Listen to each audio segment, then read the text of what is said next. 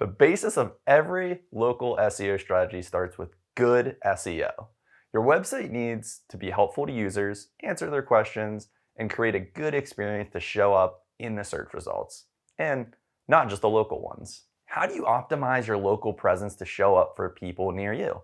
Start by understanding what Google uses to determine the local results. According to Google, its algorithm uses three factors: relevance, distance, and prominence to figure out which local results a user sees.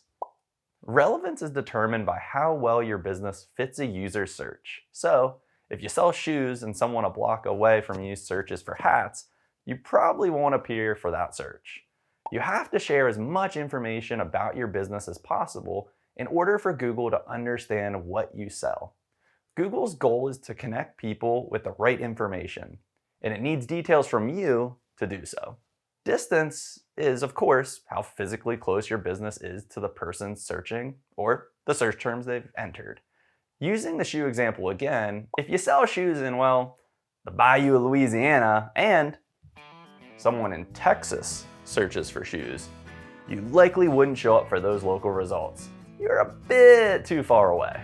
Lastly, prominence is how familiar people are with your business. If your shoe store has never had an online presence but is competing against large retailers, you may not appear at the top of the local results. You have to work to build your authority online by getting reputable businesses to link to your website and taking other SEO actions to boost your presence in the results. Now that you've learned the three main local SEO factors, let's get into a 7-point local SEO checklist. Number 1, create and verify local business profiles. Let's say you're on a road trip and you get a little bit hungry. You go on Google Maps, you search a restaurant near you, and a bunch of options pop up. Some with more information than others. You find one diner, but they don't have a menu or really any good reviews. You go to the next diner listing and see their hours, their menu, the reviews, and you see a decent post that shares their specials. Score! You get directions and you hit the road for the diner. When you have a local business profile or verify one for your business, you can keep your information updated so people know what you're all about. And the local citation sites know when you're relevant to people's searches. You may have unverified listings on Google Business Profile, Apple Maps, Bing Places, or other local directories across the web. If they already exist, why not take control of them? How you verify each profile depends on the platform or tools you use, but you can find and update unverified local listings with a tool like our very own WebFX. With WebFX, you'll gain access to even deeper insights and have the ability to keep your profiles up to date. Number 2, update your local business profiles. I touched on this a little bit, but keep your local listings updated. Make sure you link to the right website URL. Keep your address up to date. Ensure that your hours are correct so no one tries to call you when you're at home, relaxing, watching TV. Answer questions from users. Keep your description current so people and search engines know what you do. If you have the option to share photos, do so at regular intervals. If you can share posts almost like social media but through local listing providers, do that so people know you're active online. Do whatever you can to make your presence known in your community. Number 3, update your contact information. There's a thing in local SEO called NAP, or sometimes NAPW. This stands for name, address, phone number, and website. Basically, make sure all of those things match and are accurate across your local listings, even on your website. The wrong address or website can lead to lost business and lots of frustration for you.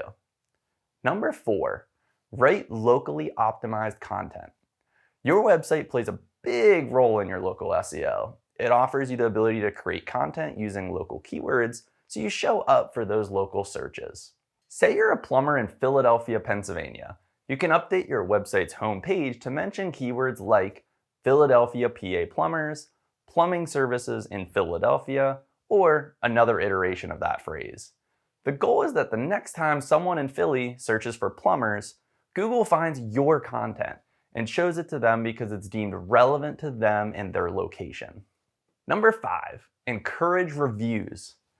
When you try to book a hotel or find an auto repair shop, how do you choose? In part, reviews.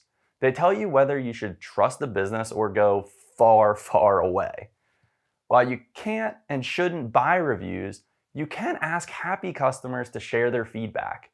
After a great appointment, send a follow-up email with a polite request for a review. Put it in a newsletter you send to current customers. Reach out directly via email or go old school and print it on a flyer. Tell people in person or on the phone. Don't be shy. Reviews help people trust your business, and it's worth the extra effort to just ask. Number 6, respond to good and the bad reviews. The internet isn't a perfect, happy-go-lucky place.